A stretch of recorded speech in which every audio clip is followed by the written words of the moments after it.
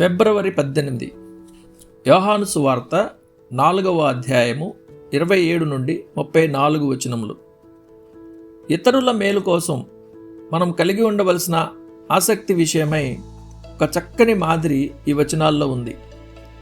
నన్ను పంపిన వాని చిత్తము నెరవేర్చుటయు ఆయన పని తుదముట్టించుటయు నాకు ఆహారమై ఉన్నది అని మన ప్రభు అయిన యేసుక్రీస్తు ప్రకటించినట్లుగా మనం చదువుతున్నాం. మేలు చేయడం కేవలం తన పని సంతోషమే కాదు, ఆయన దాన్ని తన భోజనం పానీయంగా లెక్కించాడు.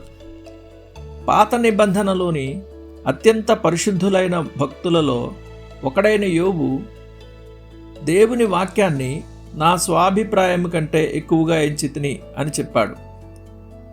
కొత్త నిబంధన సంఘపు గొప్ప అధిపతి ఇంకా ముందుకెళ్ళాడు. దేవుని పని గురించి ఆయన అదే మాటలు చెప్పాడు. మనం దేవుని కోసం ఏదైనా పని చేస్తామా? ఎంత బలహీనంగానైనా అసలు ప్రయత్నం అంటూ చేస్తామా? భూమి మీద ఆయన ఆశయాన్ని ముందుకు తీసుకువెళ్ళడానికి, దుష్టత్వాన్ని నిరోధించడానికి, మంచిని పెంచడానికి ప్రయత్నిస్తామా?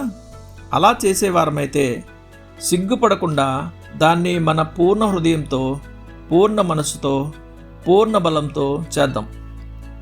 ఇతరుల ఆత్మల కోసం చేయుటకు మన చేతికి వచ్చిన ఏ పనినైనాను శక్తి వంచన లేకుండా చేద్దాం.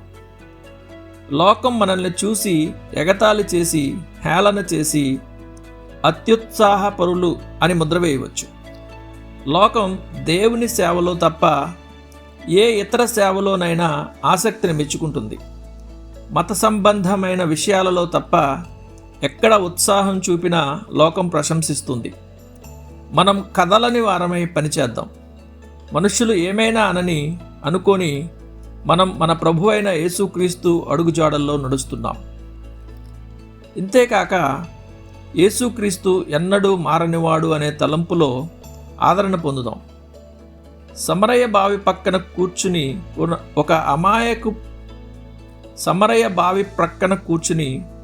ఒక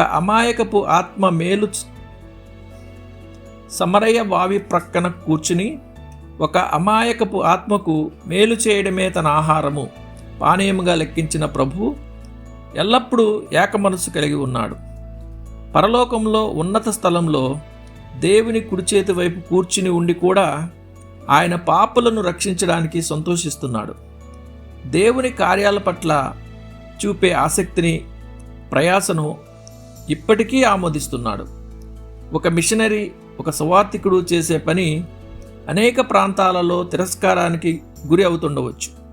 అయితే ఒకవైపు మనిషి ఎగతాళి చేస్తుండగా క్రీస్తు బహుగా ఆనందిస్తున్నాడు. దేవునికి స్తోత్రం. యేసు నిన్న, నేడు, సదాకాలము ఏకరీతిగా ఉన్నాడు. ధ్యానం కోసం. ప్రభు సేవలో ఇతరుల మేలు కోసం, దేవుని మహిమ కోసం నీవు ఏం చేస్తున్నావు?